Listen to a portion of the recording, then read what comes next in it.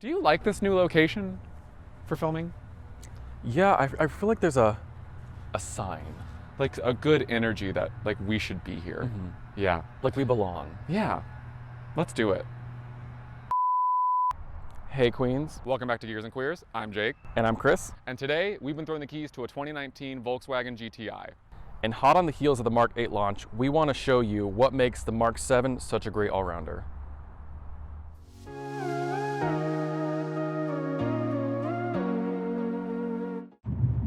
So Christopher, 2019 GTI.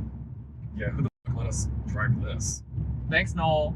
Hey girl, thank you. This camera, that camera. Hey girl, thank you. So what are we working with on this Volkswagen GTI? This is Mark 7.5. Looks sharp. This one, the 2019, has a 2-liter turbo, as they all do, but we got a slight performance bump. Yeah. What specs are we working with? We got 228 horsepower. 258 pound-feet of torque. Yes, and all of that going through the now standard electronic differential. 6-speed manual and Golf R brakes. Yes. Right? Yes, that is standard on all trims for 2019. Yeah, but this is the Autobahn edition. So what are we working with there? We've got lots of fancy trim here, like high gloss black, all that. Yeah, this is the top of the line version. So you get like the adaptive front lights, Adaptive cruise control, lane keep assist. self-parking, Yeah, you do. perpendicular and parallel, Yep. and then automatic climate control. Yeah, I find that way. That's the only way you can get that on this model. Yeah, I think that's kind of stingy. Yeah, I agree. But then also you get this lovely Fender audio system. The stereo is pretty great. I gotta be honest. I wasn't really sure what to think of Fender doing like a manufacturer system, but it's pretty good. I love a GTI. We stay in a GTI. I drove a Mark 6 a couple years ago. I mean, and I think all the same elements are here. It's obviously just become more and more upmarket. Banging interior, everything's very well put together. It feels really solid. It's got that German build quality, Yeah, which yeah. is, Volkswagen isn't necessarily a premium brand, but this car feels premium. It feels very premium. I mean, most of the soft touches are really nice. Like, higher up and then really low down, things get a little hard. But what do you expect? I mean, you get a lot in this car for $31,000. Honey, you get velvet-lined door pockets. You do get lined door pockets, and that makes me feel like royalty. So, Honey, that's luxury. why do people love a GTI? It sort of wraps everything up. Like we said, it's a great all-rounder, quick, practical, relatively good on fuel. It's just like the definitive versatile vehicle. Yeah. It's a hatchback. You can put stuff in it. This particular one, I guess they stopped making the 2-door, so they're all 4 doors, so you can actually move people in it. Yeah. And it goes well. Like, it's Very pretty well. quick. It's basically the best combination of what you want in a vehicle all in one package. Yeah. This is the ultimate daily as far as I'm concerned. Yeah, and now we're looking at the launch of the Mark 8, which is crazy. I'm not sure how I feel about the looks, but I think it's a perfect time. Squinty.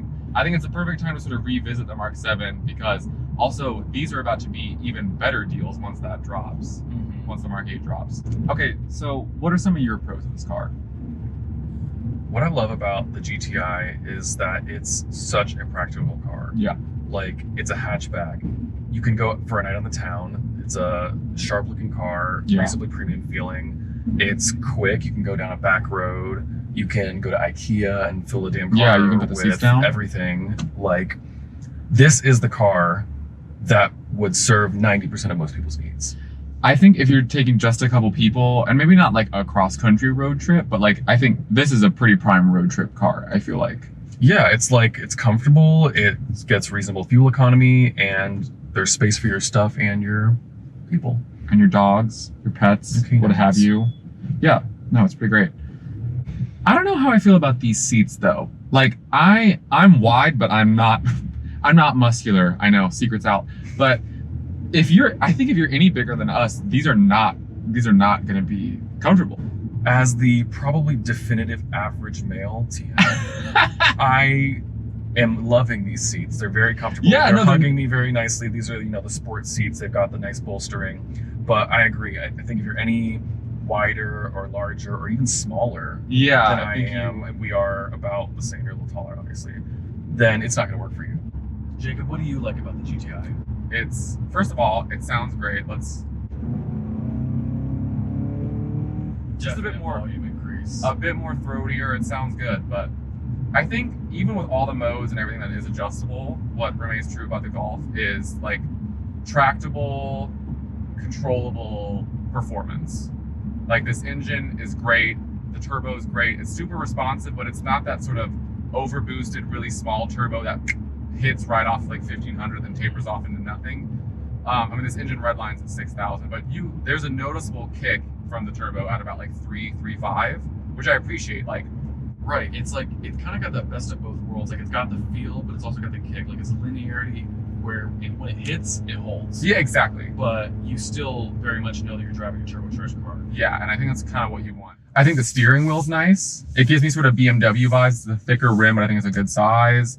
The shifter's nice. Everything falls to hand pretty well. I mean, One thing I always liked about the Mark 7s was the tilt of the radio and climate console. yeah, but we're not talking C8 Corvette here. Like, you don't feel completely out of the loop. I'm not in a different car over here on the side with a wall of buttons separating us. being like, why am I here? Yeah.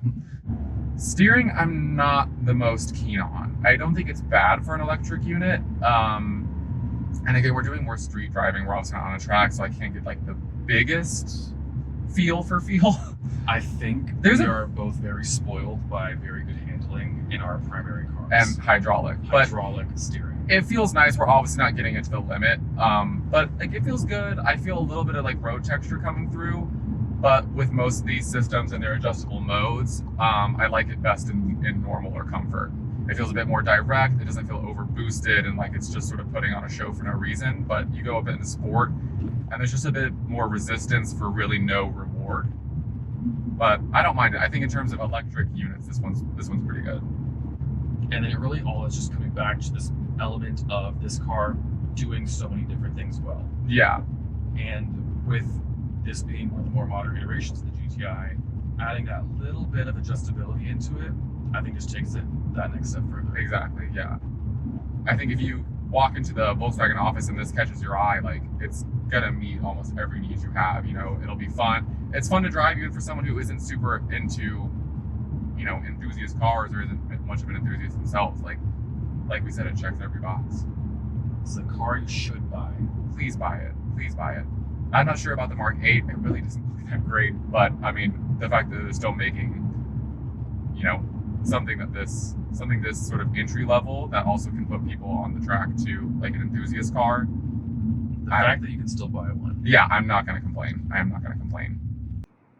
All right, Queens, thank you so much for coming along. Keep an eye out for more reviews coming soon, but please make sure you like this video, share if you must, and leave a comment if you will. And hit that notification bell.